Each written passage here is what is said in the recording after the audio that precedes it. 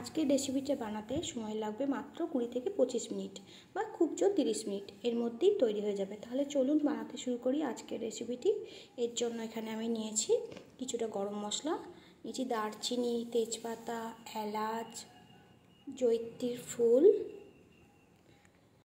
একটুখানি জায়ফলের টুকরো, গোটা গোলমরিচ আর লবঙ্গ। এইগুলো আমি এই সাদা কাপড়টার মধ্যে ঢেলে দিচ্ছি। এরপর এখানে একটা পুটুলি বানিয়ে নেব।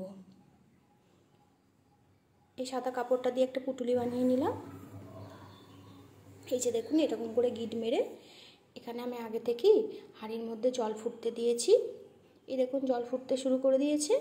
দিয়ে দেবো একটুখানি 1 চামচ লবণ। এরপর এই পুটুলিটা দিয়ে দেবো, মশলার পুটুলিটা। এই যে জল ফুটতে শুরু হয়ে গেছে। এবার আমি আগে থেকেই 2 ঘন্টা আগেই ভিজিয়ে রেখেছিলাম বাসমতি চাল, যেটা আমি ভালো করে ধুয়ে জল ঝরিয়ে নিয়েছি। এবার এই ফুটন্ত জলের মধ্যে চালগুলো দিয়ে দেব, দিয়ে ভাত তৈরি করে নেব। জল ফুটতে শুরু করেছে, এক্ষুনি হয়ে যাবে ভাতটা। এদিকে ভাতটা হোক, ততক্ষণ আমি এখানে পেঁয়াজ বাটা নিয়েছি 1 টেবিল চামচ, সামান্য রসুন কুড়োনো আর সামান্য আদা কুড়োনো। এর মধ্যে দিয়ে দেবো আমি 6 পিস চিকেন। এগুলো আমি ভালোভাবে মাখিয়ে নেব প্রথমে। এই যে মাখিয়ে নিয়েছি। এরপর দিয়ে দিচ্ছি 1 টেবিল চামচ টক দই। টক দইটা দিয়েও মাংসটা ভালোভাবে মাখিয়ে নেব। তারপর 5 মিনিটের জন্য এটা রেস্টে রেখে দেবো। এদিকে আমি একটা কড়াই বসিয়েছি, দিয়েছি সাদা তেল। আপনারা আপনাদের পছন্দ মতো তেল দিতে পারেন। একদম ঝিরি করে কেটে রাখা একটা বড় পেঁয়াজ আমি প্রথমে একটু বেরেস্তা করে নেব, ভালো করে লাল লাল করে ভেজে নেব। এই যেখানে আমার পেঁয়াজটা ভাজা হয়ে গেছে।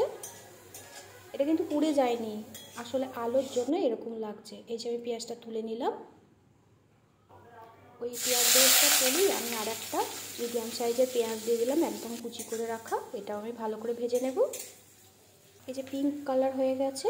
এরপর ম্যারিনেট করে রাখা মাংসটা এর মধ্যে দিয়ে দিলাম, ভালোভাবে মিশিয়ে নেব পেঁয়াজের সাথে।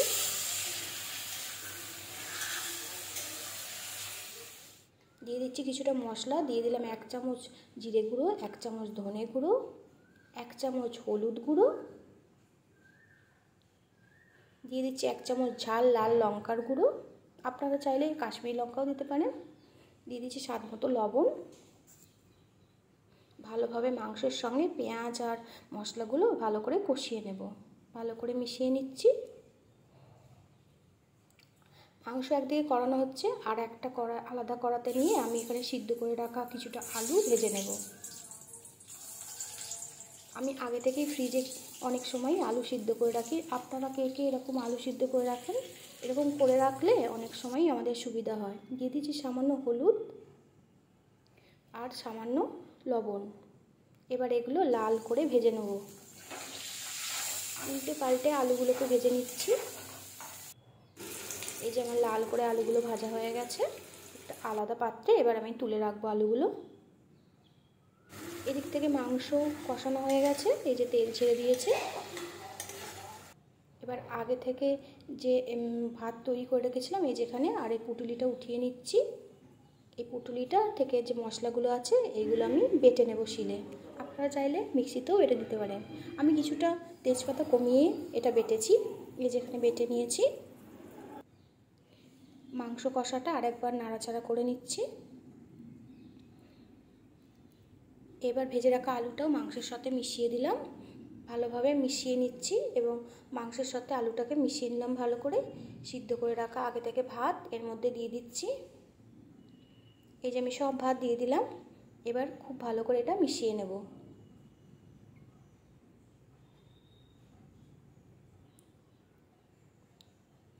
এবার বেটে রাখা মশলাটা উপর থেকে দিয়ে দেবো ভাতের মধ্যে। আবার মিশিয়ে নেব ভালো করে। ভালো করে মিশিয়ে নিলাম। এরপর দিয়ে দেবো 1 চামচ গাওয়া ঘি। 1 চামচ গাওয়া ঘি দিয়ে আবার ভালোভাবে মিশিয়ে নেব।